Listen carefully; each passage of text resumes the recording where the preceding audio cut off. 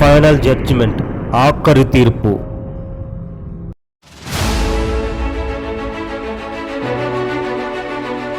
వెయ్యేండ్ల పరిపాలన చివరి సంవత్సరాల్లో ప్రజలందరూ సంతోషంగా జీవిస్తారు. కానీ ప్రపంచం అంతానికి దగ్గరలో ప్రజల మధ్య విభేదాలు వస్తుంటాయి. అయితే ఈ ప్రపంచం అంతం దగ్గరలో ఏం జరగబోతుందో గుర్తు చేసుకోవాలి.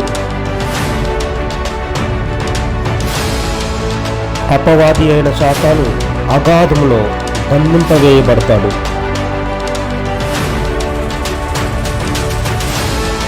ప్రపంచం అంతంలో జరగబోయే చివరి యుద్ధం సాతానుకు మరియు మిఖాయేలుకు మధ్య జరగబోతుంది.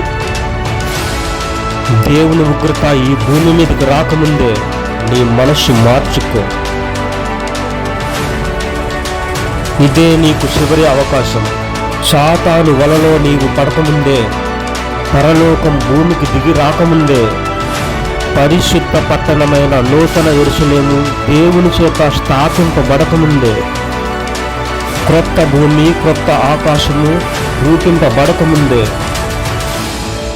చివరి తీర్పులో నీవు ప్రవేశించకుండా దేవుడు పాపులందరినీ శిక్షించబోయే అగ్నిగుండంలో నీవు పడకముందే నీవు దేవుని సంబంధిగా జీవిస్తున్నావా లేక సాతాను సంబంధిగా జీవిస్తున్నావా? ఈరోజే నిర్ణయించుకో. నీ జీవిత ప్రయాణం మంచి కోసమా లేక చెడు కోసమా? క్రీస్తు రెండవ రాకడ బహు సమీపముగా ఉన్నది.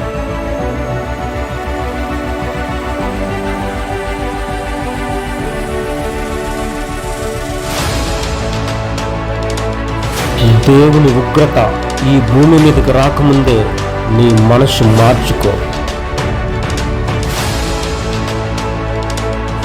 చివరి నిర్ణయం నీదే.